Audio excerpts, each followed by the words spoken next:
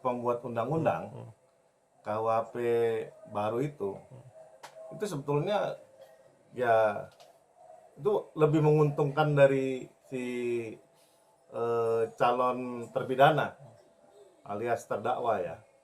Itu ada namanya asas apa itu? Lex favor apa gitu, lex favoreo. Jadi mana yang lebih menguntungkan itu yang dipakai ketimbang apa namanya misalnya yang lebih memberatkan dia. Kalau dulu kan kita nggak ada tuh, pokoknya di KUHP yang lama dihukum aja orang. KUHP baru ini ya lumayan bisa membantu para tersangka ataupun calon terpidana untuk melakukan pembelaan seluas-luasnya terhadap apa yang dituduhkan atau dituntut sama dia. Jadi memang benar kata Prof siapa tuh ya Wamen itu kalau jadi penegak hukum zaman sekarang polisi maupun jaksa setengah mati memang. Tapi jangan bergembira dulu ya para pengacara ya, karena kenapa?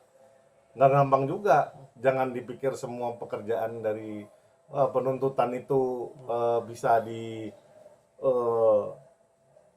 apa namanya lebih disingkirkan atau disepelekan. Tidak. Artinya mereka mempunyai satu rule of games, jadi bisa tetap dipakai yang lama ya, cara penyidikan, penyelidikan itu dipakai yang lama, cuman penerapannya ada lebih dipertegas aja sama KUHP yang baru. Jadi kalau menanggapi bahwa si siapa Insanul dan Insanul sama Fahmi sama si Inara itu bisa dipidana apa enggak, saya tetap pada pendapat saya dia tidak bisa dipidana. Kenapa? Karena terus terang dia sudah nikah. Dia nikah siri dulu, ada apa namanya akadnya, akad bukti. Kemudian ada penghulunya, ya kan, sah itu kok, ya secara agama. Tapi kalau yang dia kenakan KUHP baru nanti bisa kena 4-6 bulan penjara dan denda ada yang 10 juta, ada yang 50. Itu gimana bang? Ini kategori 2 semua, artinya maksimum 10 juta. Kategori ya, itu apa? Ya kalau misalnya mau disuruh bayar denda, bayar aja 10 juta. Ya kasarnya gini, kita nggak bisa apa namanya melihat sesuatu itu ini orang diojok-ojokin karena menurut pendapat netizen ini salah, itu salah. Nah ini aturannya jelas kok, KUHP ini clear.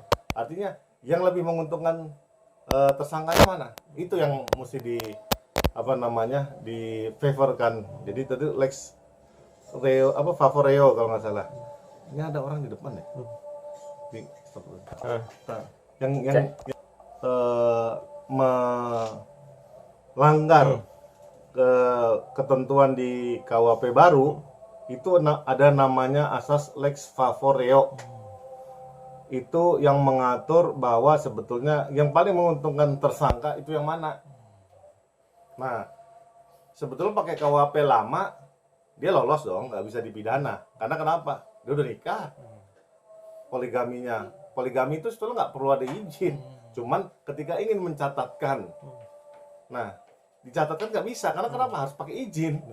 Nah itu masalahnya. Dia mau nikah secara resmi atau nikah secara agama aja. Jadi dia nikah secara agamanya udah oke.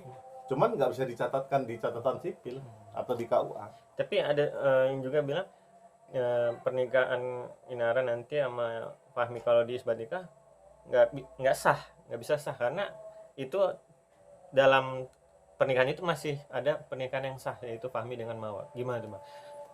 Ya itu terus terang ya. Yang dari pengalaman saya ya, sah-sah saja.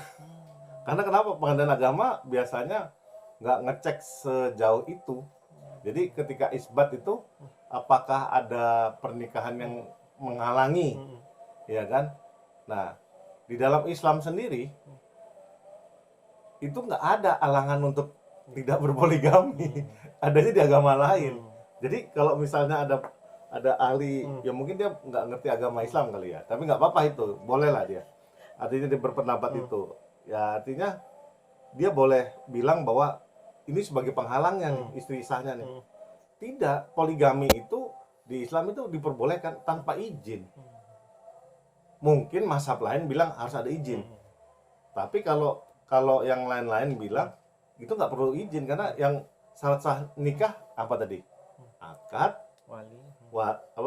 wali sama apa namanya penghulu kan, 3 doang.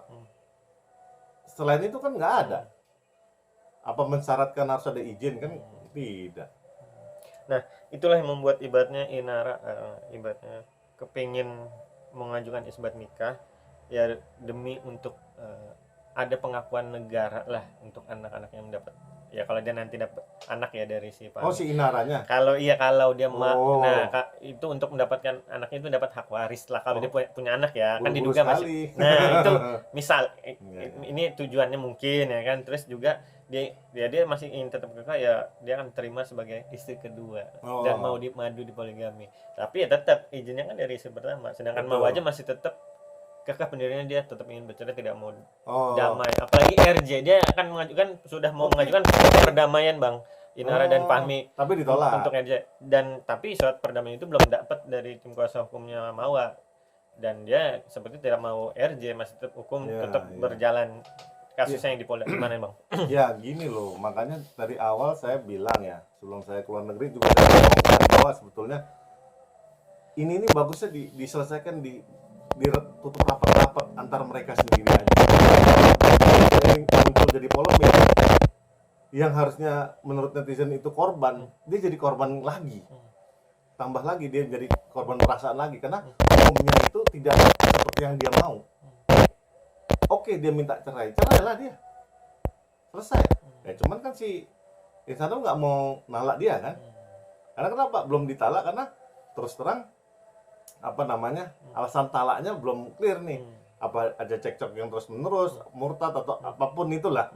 Itu yang mesti cari dulu, apa dia berhalangan tetap, atau dia sakit, atau dia nuzus, atau gimana, kan harus clear itu.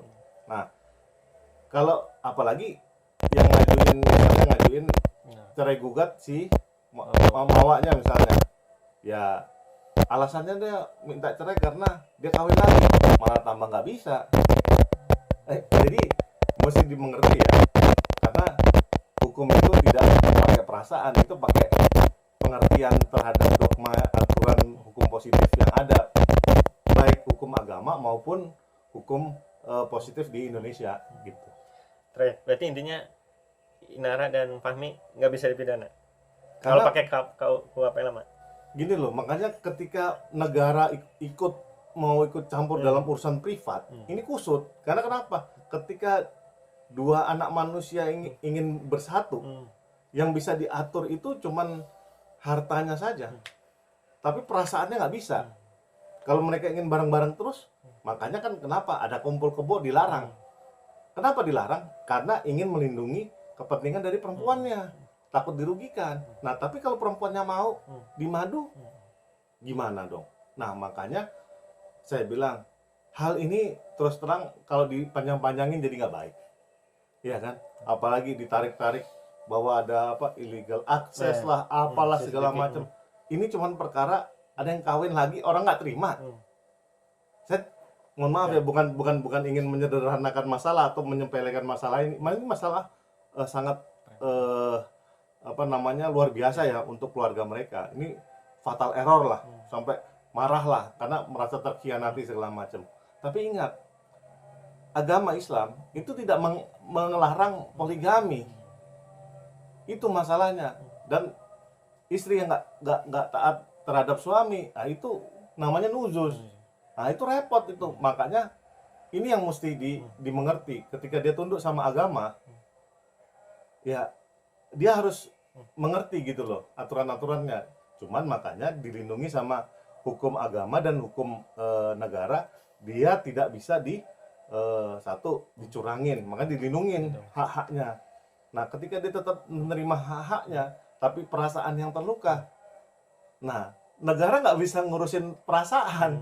Itu yang jadi pokok masalah. Makanya kadang-kadang banyak praktisi hukum berpendapat cenderung ke arah perasaan. Padahal menurut saya yang paling penting adalah hukum ansihnya itu sendiri.